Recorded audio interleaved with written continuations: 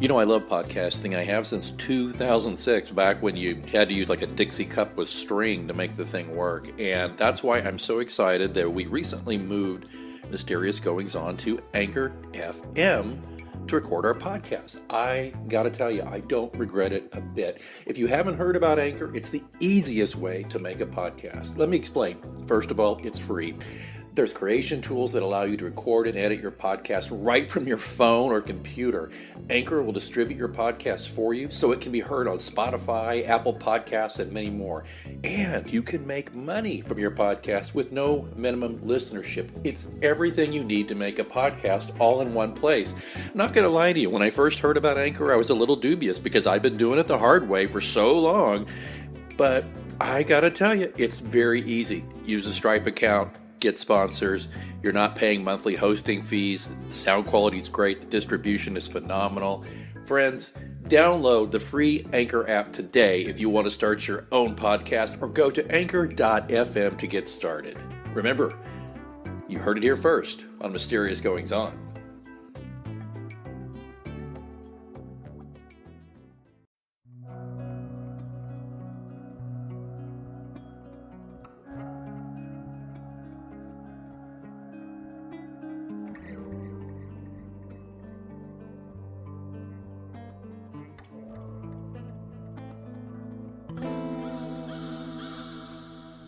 Artificial intelligence. In popular culture, the concept ranges from the USS Enterprise computer in Star Trek to the eponymous Haley Joel Osment character in Spielberg's AI movie, and of course, the deadly HAL in 2001, A Space Odyssey. However, believe it or not, what was once the stuff of fiction can now literally help you write better fiction. Now, stay with me. We're going to find out more about that today as we welcome New York Times, USA Today, and Wall Street Journal best-selling author Alessandra Torre. Alessandra has written 22 novels, so she might know what she's talking about, folks, including 3 New York Times bestsellers. Her first book, Blindfolded Innocence, was a breakout hit, rising to the top of the ebook charts on Amazon, where it attracted the interest of major publishing houses and garnered Torre her first print deal with Harlequin. Less than a year later, she signed a second 6-figure print deal, this time with Red Hook for the Deanna Madden series, an erotic suspense trilogy, which, as you all know, is my favorite kind of trilogy. Torre is also the creator of Alessandra Torre Inc., an authors community and online school with over 10,000 members. She's also the founder of Inkers Con, an annual authors conference. And I love this too. She's a self-publishing advocate. She speaks frequently to universities, conventions, and author groups. Bonus listeners who love this show and listen often know this is my favorite place. She lives in Key West, Florida, where she apparently devotes several hours each day to writing, communicating with her fans and followers and friends on social media. And she says when she's not battling her husband at Scrabble, she chases her pet chickens, 3 dogs, and shoos away iguanas. She's president of Authors AI, which created Marlowe, the company's fiction-savvy bot to help fine-tune manuscripts for authors everywhere who want to elevate their craft and sell more books. Well, let's open the pod bay doors, Hal, and welcome Alessandra Torre to Mysterious Goings On. Thank you. I'm so excited to be here. Are you awake now? I mean, I know I kept you a while with that introduction. Man, it was a long introduction. I'm surprised you still have breath left. And I've heard it all before, so no spoilers. Yeah. Yeah. Alessandra, I am so excited. First of all, just briefly, though, you made the journey, if I read that correctly, from self-published to New York Times bestseller on your own. Is that correct? Right. I now have 3 traditional publishers, but every time I've hit the New York Times list 7 times with 3 different books, all self-published books. Wow. So my self-published novels are way more successful than my traditionally published novels, which is one of the reasons why I'm such an advocate for self-publishing. That might change. My next 2 books are with Thomas and Mercer, which is an Amazon imprint. So I'll be very curious to see how those do and see what the power of Amazon does for those. Just really quickly before we get into AI, but is there a reason why you think the self-published books do better than the more traditional route? Absolutely. There's like 6 reasons why. One is price point. My traditional published ebooks, in my opinion, traditional publishers are trying to justify and keep their print sales alive. And one of the ways they do that is by predatorily pricing their ebooks. So my ebooks were priced at $9.99 or $12.99, where the print versions of those books were like $7.99, $8.99. So it really cannibalized and for my readers who were used to reading me at $3.99 or $4.99, I mean, they were just aghast at the idea of spending $10 in ebook.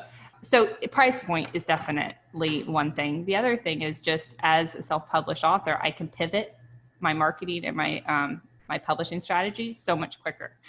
And I don't write to market. I'd probably be more successful if I did, but especially in romance, which the bulk of my books are romance. I also write suspense novels, but in romance especially, it's very fad driven. So vampire romances might be all of the rage, and indie authors can whip out vampire romances and publish, in 3 to 6 months, a new vampire romances. Traditional publishing schedules, I mean, they're a year and a half out. So by the time they try to hit that trend, it's gone, or if the cover isn't working, if the ending isn't working, if the reviews stink, I can immediately fix all of those things. I could change the title. I can jump in on a promo with other authors with little to no advance notice, and I can't, or change the blurb. I can change the book's description. And that was one of my, in fact, my first book, which is a breakout book, and I don't mean to go off on a tangent. This is a quick, very interesting story. I published my first novel, and I was selling, this is back in 2012, I was selling 3 to 5 copies a day for the first 2 months. And the most I ever got up to is like 30 copies a day. And that was just like some freak of nature day. And then I was like sitting at home looking at it, and I was like, I think I'll write a different book description. So I spent 10 minutes and I wrote a different book description, uploaded it to Amazon and hit refresh, and I went to bed. And the next day I had 100 sales. And then the next day I had 300 sales. And then within 4 days, I was selling 2,000 copies a day. And literally the only thing I changed was that book description. That was it. The only thing I changed. But what it made me realize is how many people were clicking on that book, like clicking on the cover, because it was a very clickable cover, clicking on the cover, reading the description and being like, this isn't really for me.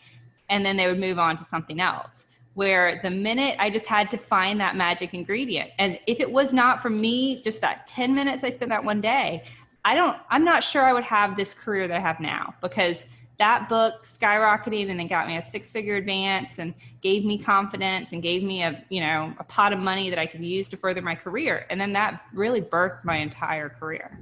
Okay, you're blowing me away here on several levels, but one of them is I never once considered this, and I had good sales. I've never been a top seller like you, obviously, but I never dreamt of cracking open that book again, because it took me so much effort to write it. Cracking it open to change it in any way, you know what I mean? Even the title. Now the blurb I've thought about, but just actually changing the title of a book or changing, maybe I'm a little too precious with my books then. A great example of this, I recently, InkersCon, which is our annual conference, which is online and in person, quick plug for InkersCon. I interviewed, or one of our panelists there was Jeff Carson, who writes suspense. His first book, he ended in a certain way, and readers just didn't like the ending. And the reviews said that. And he actually went and he completely rewrote the ending to a different ending and published it. And then that book really, it's the first book in his series. So he then went on and, has, calculated on that, or capitalized on that book for the last 4 years, to lead to the rest of the series. So that's the biggest drastic example I've seen of that. But it was the right thing to do. And he's like, I just pushed my ego and my thoughts aside and listened to the reviews. And you could have never done that with a traditionally published book. Once that book is locked and loaded, you're done. Yeah. Yeah, it's sacrosanct at that point. Change my book. How dare you? No, yeah. Well, that's fascinating, because you know what? I don't know if I could break myself of that on this series, but if I ever start again and I want to just do something a little more down and dirty on the fly, I think I'm going to leave myself open to that kind of thing and just do a market test and try those things. But I think one thing I'm going to do, now that I have your advice here, I'm going to go back and I'm going to re-blurb everything. I reskinned all of the books about 2 years ago with different covers, which really brought the series back up, gave it some life. But I think I probably didn't, and I fine-tuned the blurbs, but maybe I should go ahead and change the online blurb again, see what happens. To me, the best thing about it is you instantly know. And I'll do it a lot of times. If I, like my worst selling books, I'll change the blurb and then I'll just watch sales rank and sales for a week and then see.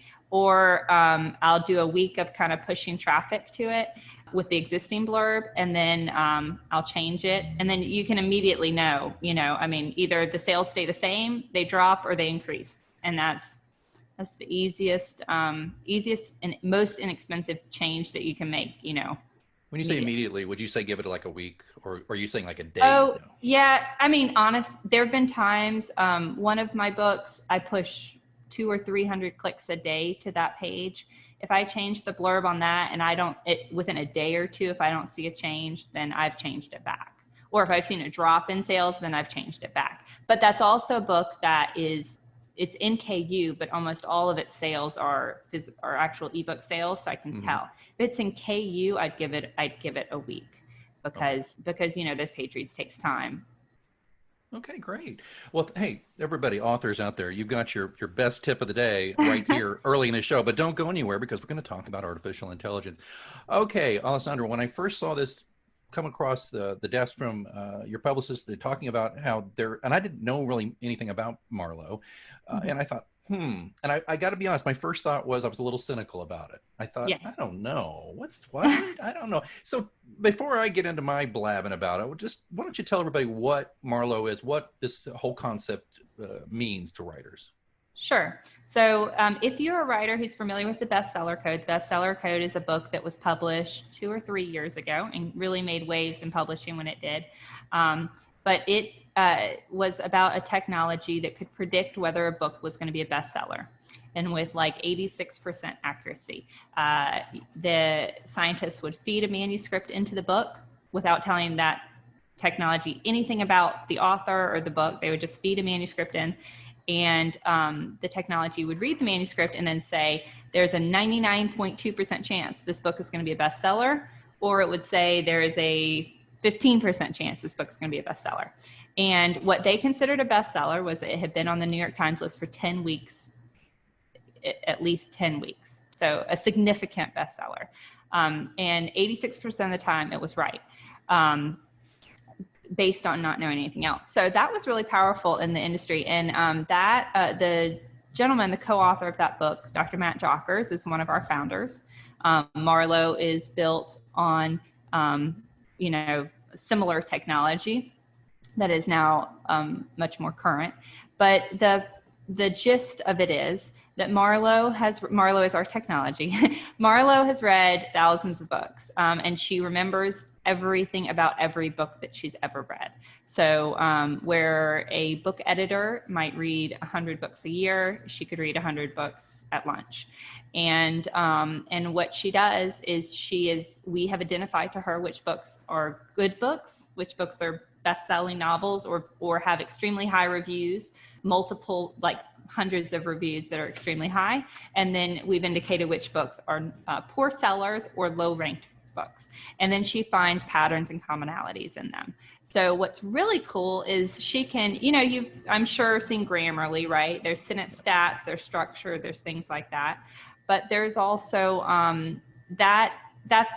that's one thing that's like a data thing. What's really cool about Marlowe is she can actually plot the emotional high points and low points, moments of conflict, when your reader is going to be moving through your book quicker versus slower, when they might be getting bored, when you might be lacking action. And she can actually plot so when you see a normal, I forget, you can't see me, but when you see a normal plot arc, drawn on paper, she can actually plot out your book not on paper, but on your computer screen, and really show where those action beats are happening in your novel and things like that. So in addition to that, she just does, not 100 other things, but she does 20 or 30 other things, like find cliches that you might have used in your wording, find repetitive phrases, like an authorial tick you might use, like some people use by the way a lot, or some other turn of phrase. So she finds that. Adverbs you might be overusing, passive, things like that. So she does just a ton of cool stuff, and any author can submit their manuscript, and within 15 minutes they get back her full report. So it's a great, just inexpensive way that somebody, especially a first-time author, if you're like me, I was terrified to give that manuscript to anybody. Like, and then the people you do give it to are like your mom, who doesn't read this sort of thing at all, and she's either going to tell you it's the greatest thing she's ever read, and she probably didn't get past the first page, first 10 pages, or she's going to pick it apart and it's almost useless information because she doesn't read that genre. She's not your target audience. So, and editors, as you know, can be very expensive. So it's a really great, I use it as an author. I still publish 2 to 3 books a year. I use her on every draft that I run. So every time I have a new draft, I run a report, and I look mainly at the pacing and plot structure. And then I've also used her on my worst selling and my best selling books to see if I can see how, I ran through my very first book with her and then my 23rd book with her, so that I could see how I've changed and improved as a writer. So many things there you covered. It's funny, I have a fellow writer in Canada who was he's reading my first book in my series, and he's read the others later, but he didn't read the first one. He read them out of sequence, and he says, wow, I can really see the difference in your writing from the first to the last. He said, how old were you when you wrote this first one? And I was like 12 years ago. And he says, yeah. And he says, the character seems 12 years younger too. I'm like, oh, how interesting. But the other thing too is the authorial tics you talk about, like, oh my gosh, my first book, my characters should probably go to the optometrist for all the times they rolled their eyes. Yep. Oh, nodded their head a lot, right? And, yeah. And with a pensive, stroked his chin pensively. So Marla would identify that and say, hey, Alex, dude, you might want to find something else here. But I like that. Mm-hmm. And the other thing is, I had not thought about this too, is just, maybe going back and running those older books through there and seeing if there's some tweaks that can be made. Man, you had that onto the blurb advice you gave earlier. You better look out. I'm done, right? Yeah. It's all over. I'm going to knock you off the best. I'm going to chase my chickens. Yeah. I got to go chase my chickens. No, but Marlo's got a great pedigree, like you said.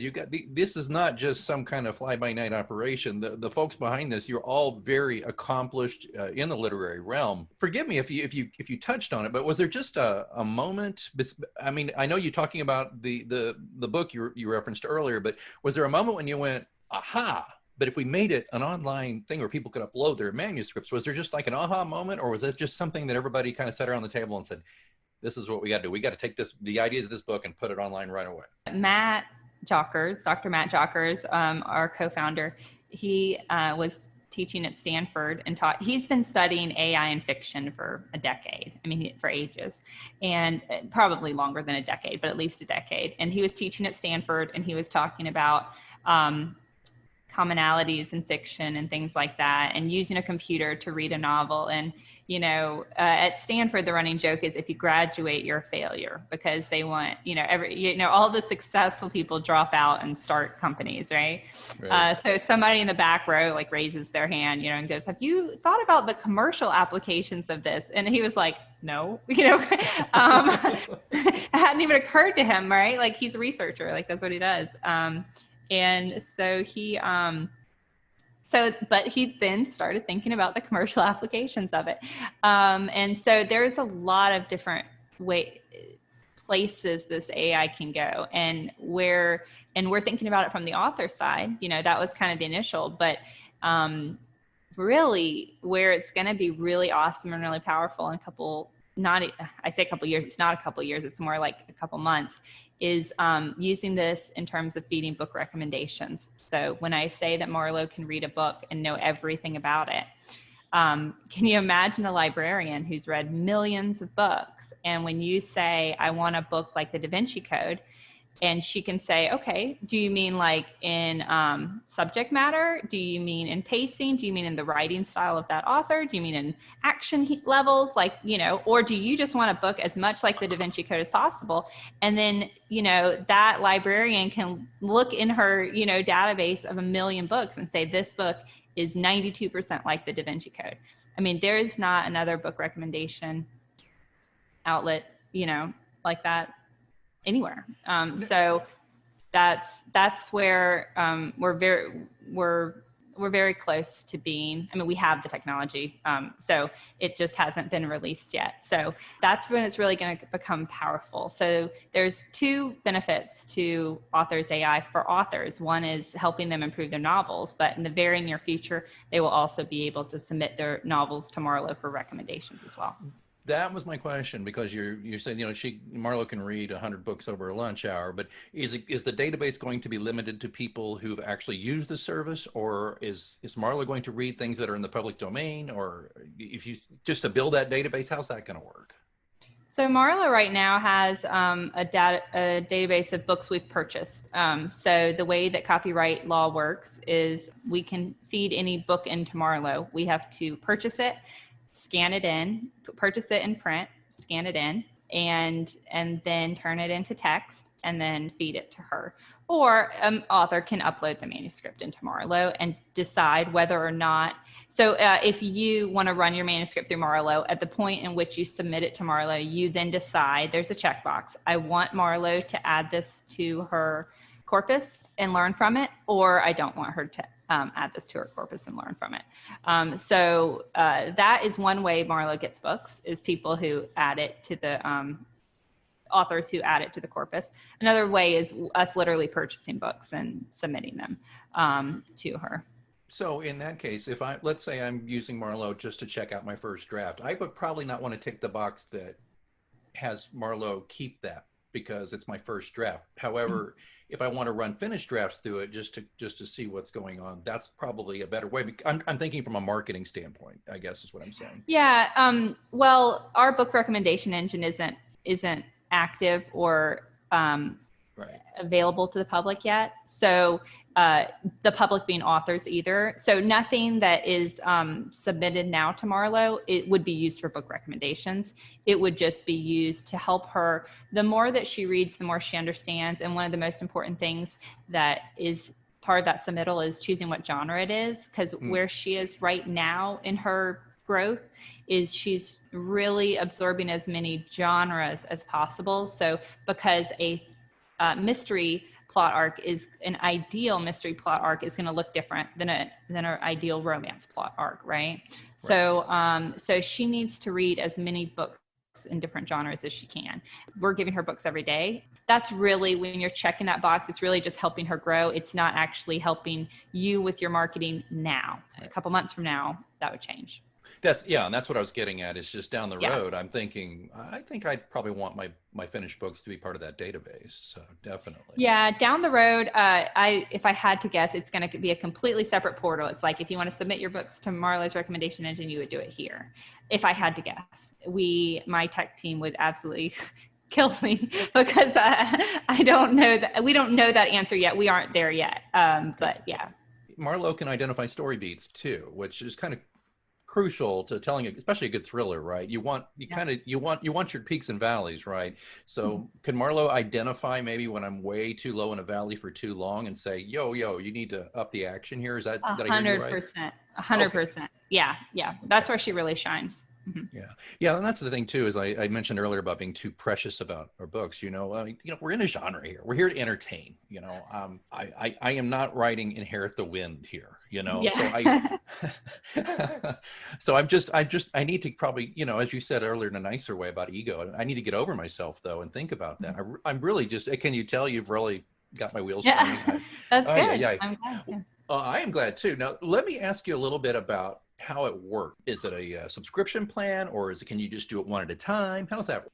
You can do either. So you can just purchase a one-off report. It is not the most economical way of doing it, but people do it all the time. They don't like month-to-month plans, I guess. But you can purchase a single report for $89. The much better way to do it is our $29.95 a month plan, which gives you 2 reports per month. And it's not a contract, it's month to month. You can stop it at any time. So that's really, that puts it down to less than, $12, $13 a report. And actually, if you get the annual plan, it's like $8 a report, because the annual plan is $199 a month, and that includes 24 reports a year whenever you want to run them. But we also have a free plan, which allows a more basic version of the AI report, but it gives you an idea of how the process works, what the report looks like. You don't get all the really cool features like the plot arcs, but it's well worth doing. I mean, it's things you won't get in Grammarly or somewhere else like that. So the free report, pro members can run unlimited basic reports, and free members can run unlimited basic reports as well. Yeah, and I imagine my accountant won't look askance if I got the pro, because it's part of what I do. So yeah. I like that idea. Oh, absolutely. So let's say we upload something there. How long does it take? I imagine it takes a year or two to get this report. Exactly. Yeah. By the time you're 4 books down, it takes 15 minutes or less, unless the system is, unless we're just flooded with business. If we're flooded with business, then you'll go in a queue, and it might take, I don't know. I've never had to wait more than 20 minutes for a report. Unless you have an upload issue, and that normally is caused by, we have a bunch of preparation instructions to help you. She doesn't front and back matter should be removed, because otherwise she'll look at that as part of the book. So front and back matter is supposed to be removed. Headers and footers are supposed to be removed. Any track changes or comments should be removed, because that confuses her. A lot of people check all those boxes and say they've done it, but they haven't. So if you do submit a full-blown with complicated text file, it might take longer, because she might not be able to process it. I'm thinking of my editor's face. Robert is probably cringing right now, because he's like, that notorious cheapskate Alex is going to put it all in Marlowe, and I won't hear from him ever again. Does my editor become more of a copy editor rather than a story editor?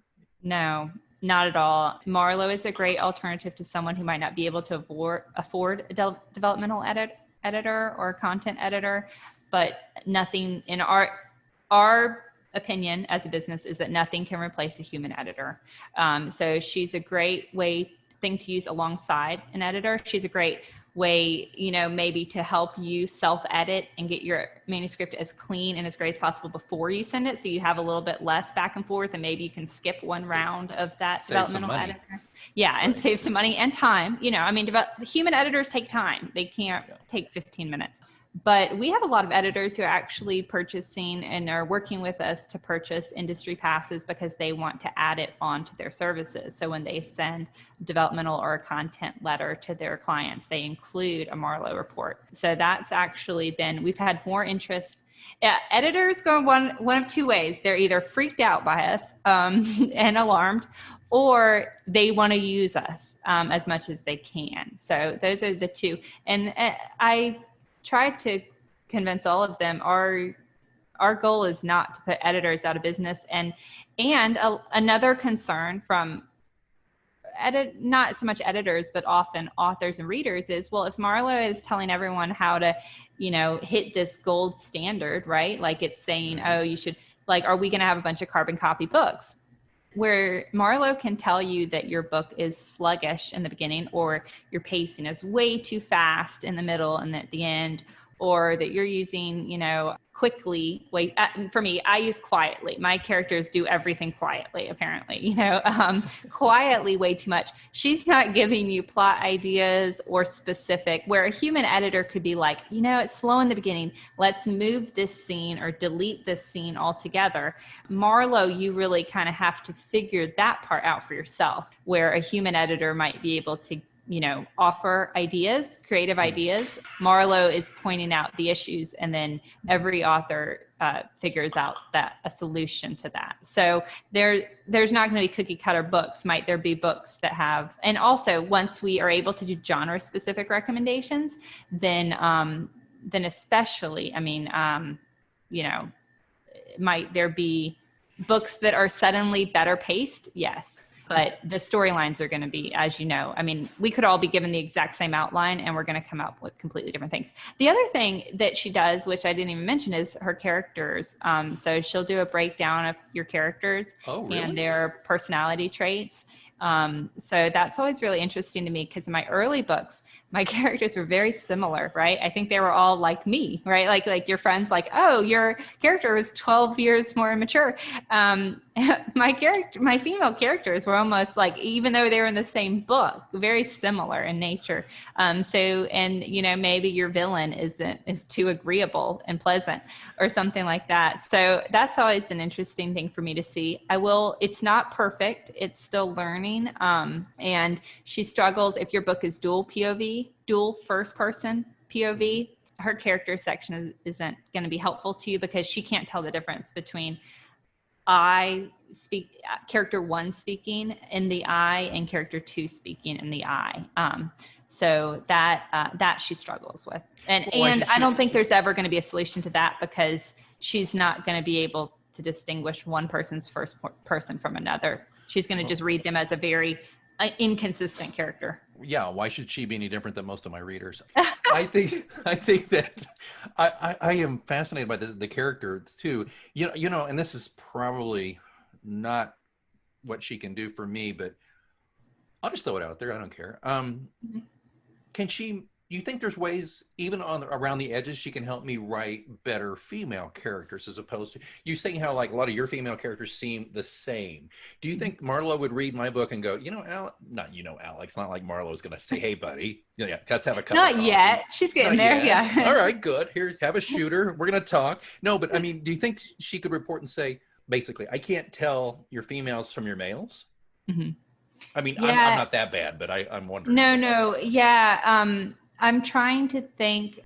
I haven't examined the report close enough, but when looking through our support issues, someone emailed me and said that it identified her female characters as male. And and they were alarmed by that, for the same reason, and I think it was just that they had more masculine tendencies. I think if your female characters, yes, she can, when you are looking at your character breakdowns, if there is an issue with your female, it would be apparent in that issue, in that instance. As far as using feminine language versus masculine language and things like that, I don't think she can help with that yet. That being said, every time I bring up something to Matt and to the tech team, it's always sure, soon, like we can do that, but not yet. So because we have these 5 other things that you have put in front of us that we have to tackle first. But it's really cool, like what patterns, the bestseller code is fascinating read if you have a chance to read it. But you can tell an author whether they're from the United States or from Australia or from Great Britain just based on how many times they use the word "the" in a book. So I thought, I bet, personal quiz to myself, I bet I know the answer to this, and I was wrong. Americans use the word "the" more frequently than British or Australian, and that's because a lot of times when they use sentences, they say something like, I'm going to university instead of to the university. So there's a lot of things like that are also present in male and female dictation and narration and things like that. And whether a author or authorial tics oftentimes can indicate whether a computer can tell the difference if it's a female or a male writing the book. Typically, that's a giant assumption about about genders, but there are certainly cues that can indicate to a computer whether the author is male or female. It's like we have this giant sea of information which we can learn about a book, but what isn't, just a small portion of that is included in the report for now. Okay, I know I don't have you much longer because you're in Key West, and why would you want to talk to me much longer when you're in Key West? Okay, but let me just shift gears really quickly, Alessandra, if I could, and we'll finish up and make sure everybody knows how to find out more, and there'll be links in the show notes. I promise you, my listeners, always links in the show notes. We interrupt this interview for me to tell you that if you're as excited about Marlo as I am and you want to give it a shot, well, you're in luck. Alessandra has offered MGO Pod listeners mysterious goings-on people. I guess you're mysterious goners? Ooh, that's a new nickname. I'll have to explore that. Maybe I'll run it through Marlo. If you're interested in getting Marlo, go to authors.ai and get this. Plug in the coupon code MGO15 and you'll save 15% on a single report. or on their plans. Again, that's authors.ai. The coupon code is MGO15. It's all in the show notes, but I had to break in here just to let you know that so you be sure you don't miss out on this great deal. Where do you see the business going? We all know the gold rush 10, 15 years, well, not even 15, about 10 years ago, right? Everybody and their dog was putting out a book on Kindle or on ebook of some form. And two things happened. You had some people who were very talented like yourself who found their way to the top. You had some people who really had no business writing books, putting out books. Yeah. So you kind of had this weird situation where this weird separation, in my opinion, where you had a lot of the cream rose to the top, obviously, but then you had a lot of, in my opinion, you had a lot of folks who, for whatever reason, the books weren't so good, and they kind of dragged down us mid-listers a little bit. So I'm curious as to your thoughts of where the business is now for writers and where you think it's going. You're just talking about the industry in general, right? Self-publishing and fiction. Self-publishing. Yeah. It's a really great question. And what you just described is very accurate. In 2012 through 14, anyone really could make money writing and publishing books. Didn't have to be good books, and what it caused was a giant saturation in the market and an influx of poorly written, poorly formatted, poorly marketed novels. And I'll be there. I'm not judging anyone. I'll be there to write. I was right there. My first book, which was such a huge hit. I wrote it. I read it twice. I was like, looks good. I caught like 9 typos, which I thought was just amazing. I patted myself on the back for 5 minutes and I hit publish. It didn't see an editor. It didn't see anybody. I mean, I ran spell check. It was to this day, I cannot read that book. That book ended up being purchased by Harlequin. We went through a extremely fast editorial process because it was just such a huge success and they wanted to get it out as soon as possible in print. But I can't read that book because the writing is so amateurish to me. And I had never had formal training in writing.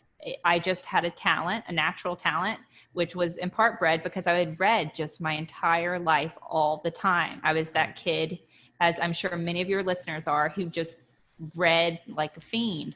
And that's one of the best training. That if you're listening to this and you're interested in writing a book, you've thought about it, if you are a voracious reader, that is such great training because you need to read high quality stuff. You don't want to read a bunch of crap. Read high quality stuff, figure out what you like in a book. And then the second part of that is then writing and writing and writing. And you will get better with every single scene you write and every single book you write. My 23rd book is 100 times better than my first book. And you just have to understand that your first draft is going to be really rough and ugly. And that's normal. My first drafts to this day are rough and gross, and that's how they are. That was not the question you asked, Alex, at all. But I went on a tangent. Alessandra, I have to just chime in. Listeners know this story real quick, though. It's like my first one, even with an editor, a local book club bought it. And I went, and these ladies were drinking wine and talking about the book. And then one lady just tore into me like, why did I spend $15 on a book with 4 typos? And then you made a mistake. Saint Francis was not the patron saint of this and blah. And I'm just cringing. And so then I go home and I just feel horrible. Like I somehow lied to them and sold them a bill of goods and they were miserable with the book and all that. Because then they were like, yeah, it's a sorry book. Thanks so much. And then they wanted to drink their wine and I just slunk out of there. But then I went home and I went immediately and I found a better professional editor because I think obviously the one I had let me down. But to this day, even after rewriting that book 5 times, I'm with you. I just cringe at parts of it. And what sucks for me is it's the first book in my series. And I'm wondering if, even though it's been rewritten and fixed and I've had a better editor, I'm just still thinking, geez, maybe I could tinker with it one more time. But you know what? You're not my psychiatrist. You don't want to tell me anything. I completely forgot when we talked earlier about changing books after they're published. I don't know why. I don't know if I've just blocked this part of my life out, but having this conversation reminded me of it. So I had my first breakout hit, and then it was like 5 or 6 more books before I had another big hit. And that was the hit where I hit the New York Times list. I couldn't hit the New York Times list on my first book because it was in KU. Well, they didn't have KU back then, but it was exclusive to Amazon. But in those books before I had my next hit, I had 2 books that were just week books. It was one of those things, every time someone would be like, hey, I picked up Dumont Diaries, I would just be like, oh, like, I'd go, great. But inside I was just thinking, like, why did you pick up that book? Like, you're going to judge me on that book. It's a horrible book. Don't buy that book. And then I really was like, why am I selling a book that I'm not happy with, you know? So I took that book off the shelf, and I had some downtime when I was waiting on an editor to give me my book back. And I just spent 3 weeks and I completely rewrote that book. And I killed the original copy altogether. I retitled it. I gave it a new name. I added a second character's point of view. I gave it a new title and a new cover, and I released it as a brand new book. And I now feel like I can look at my backlist and I can be proud of all of it, with the exception of my first book, which is traditionally published, and I can't ever change a word of it again. But one day I will buy that book back from the publisher. I just need to win the lottery, but I will one day buy that book back from the publisher and I will rewrite it. But that was one of the best spent 3 weeks in terms of just not, because you never know how people are going to find you. And especially if it's the first book in the series, and it might be the best it can be. Like, you might have rewritten it. I'm not saying you should do that with your book 1, but that was something, again, that you can do with self-publishing that you can't do with others, because I've just grown so much. And I was reading, I was like, oh my gosh, like, in my book, I have my main character, my hero, which in romance is supposed to be this like gleaming, you know, perfect individual, and he drugs the main character and takes her away. And I was like, I can't, like, what was I thinking? Like, why was that? But back in 2013, 50 Shades of Grey time, you know, men were doing all sorts of things in romance novels. But, you know, in the current era, when I was rewriting this, which was like 2018, it was just like this cannot happen. And it was just, you forget about things you've written in books. Thank you for that, by the way, because, you know, I think you just hit it on the head. I've gone back to the well on that book so many times. I need to leave it alone. It's what it is. But I'm not going to give up on writing a better blurb. And I wish Marlo could write blurbs, because I hate writing blurbs. But it's horrible, yeah. One last thing about the trends right now. I've recently interviewed 2 authors. One of them just hit #1 on Amazon in Canada. Douglas Skelton from Scotland. His book, Thunder Bay, just hit #1 literally this week as we're talking. That is a series with a female protagonist. And then about 2 weeks after him, I interviewed Burt Weisbord, who used to be a film producer, by the way. He made Ghost Story and The Raggedy Man, a few other things, and he turned into an author. And his new series is a female protagonist. You talk about the way things are these days. I'm wondering if you're going to see, is that a trend, or is that the way it's going to be, do you think, from here on out, seeing a lot more females in the genre of the thriller genre? Yeah, I think first of all, I do want to finish talking about industry trends. And that is one, like, let's definitely walk down this path. And this was something I recently talked about with Matt, looking at AI, because I said, what is all your research and looking at bestsellers tell you about what makes a great book in terms of characters? And he said, the main thing is that the main character is very defined in what they need. And literally books that have the word need in them are more popular than books that, you know, they don't want something. They don't want whatever this goal is. They need it. Like, it is a fundamental, you know, there's very clearly defined main characters that are aggressively going after something, whether it's love, whether it's the bad guy or whatever. And mysteries are a little different because they're much more plot based in my mind. They're much more plot than character driven, but yeah, great characters can save horrible plots. Great plots cannot always save horrible characters. I don't know. It's such an odd time with everything, you know, and I think you're going to see more main characters of color and just with the industry. And I do think with the big push for female empowerment a couple years ago, which is now, it takes some time, you know, I do think you're seeing more women in leading roles, strong heroines. Strong heroines have always been popular in romance, but strong heroines in leading roles in suspense. When you just look at Gone Girl, Girl on the Train, The Silent Patient, I mean, so many of the big books of the last 2 or 3 years had main female protagonist, or or villains. So has definitely been a trend. And circling back to like our market being saturated or, not the other thing that has happened is authors have become such great marketers that it's become really difficult for readers to figure out whether a book is good. It used to be you'd be like, oh, this is a homemade cover, with some horrible font and a messy blurb. This is a book I should stay away from. But now you have self-published authors that are coming in with slick, polished covers, professionally written, oftentimes blurbs, and then they're putting $20,000 or $30,000 of ad money behind these books.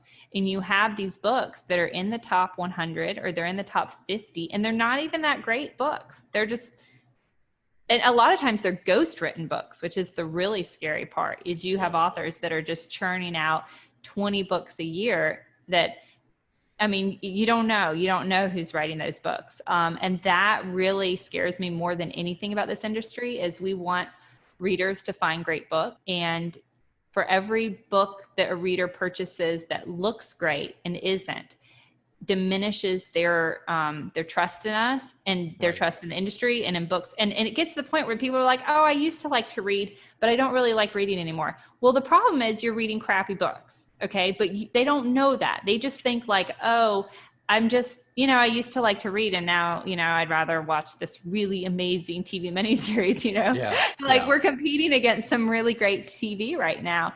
And that scares me because so many things can be artificially affected with ads that it makes it hard for a reader in this day and age. Yeah, well, I think you nailed that too. The competition, it's like, especially because it's television now has become the medium of choice for writers rather than movies. And of course, now we're all locked up at home, so television is there. Last night, I am savoring every moment of the Perry Mason reboot that HBO's doing. I'm just savoring every moment because it's so well done. And I'm saying, and of course, every writer probably thinks like, I can never write that. But we will try. Game of Thrones, the entire 8 seasons was ruined for me because after every episode, my husband would be like, I don't understand. Why can't you just write something like this?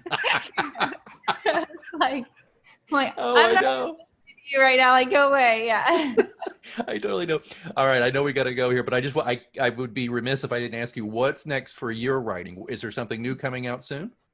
Yeah. So this December-ish, my book with Thomas and Mercer comes out. It's called Every Last Secret.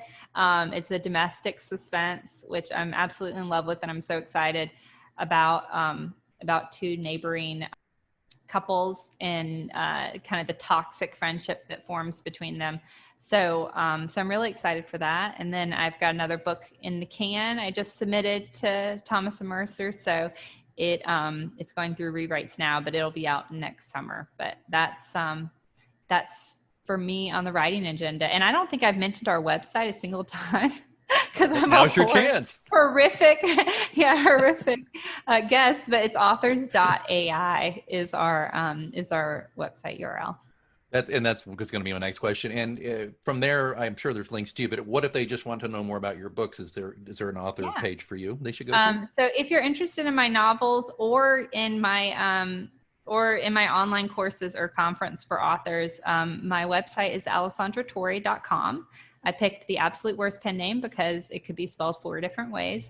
But it's ALESS, alessandratorre.com. And that is all my books. And then alessandratorreinc.com, INK, not INC, is my website for authors, aspiring authors or published authors, anywhere from newbies to experienced.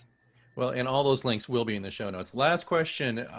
This is my only concern here, Alessandra. I'm a little concerned for you and your team about this. What if people start writing books that make artificial intelligence the villain? Will Marlo take offense? And then are we all doomed? You're not doomed. She won't wreak havoc. She has little to no ego. So I think she would actually love that book. And it depends on how well it's written. I guess that's the good answer. So she'll either give it a thumbs up or thumbs down based on how well it's written. Alessandra, Torre, you have been just a delight and a treasure trove of information about the industry, and I am very intrigued by Marlowe and what you're doing there. And listeners, I hope you will go check this out. I'm going to tell you straight up, I think I'm going to definitely give it a shot. I at least want to run a draft or two through Marlowe and see what's what with that. So, Alessandra, thank you for being here on Mysterious Goings On. Absolutely. Thank you so much for having me, Alex. I appreciate it. You bet. And don't forget, go to mgopod.com, where you can find complete show notes for this episode, as well as the complete archive of things that we have done in this show for the past 4 years. Not the least of which are my ramblings that I call monologues. You want to check those out when you can't sleep. Other than that, though, we have some great interviews with authors and people in the business and musicians and all sorts of creative types. You're going to love it. So check it out, mgopod.com. And of course, as always, until next time, keep reading. Get a credit card that gives you what you need now. A low interest rate on everyday purchases, and a place to transfer high interest rate balances. The PenFed Gold Contactless Card is our lowest interest rate credit card. You can even earn a $100 statement credit when you spend $1,500 in the first 90 days. Join PenFed, and together we can help you keep more of what's yours. Visit penfed.org/goldcard.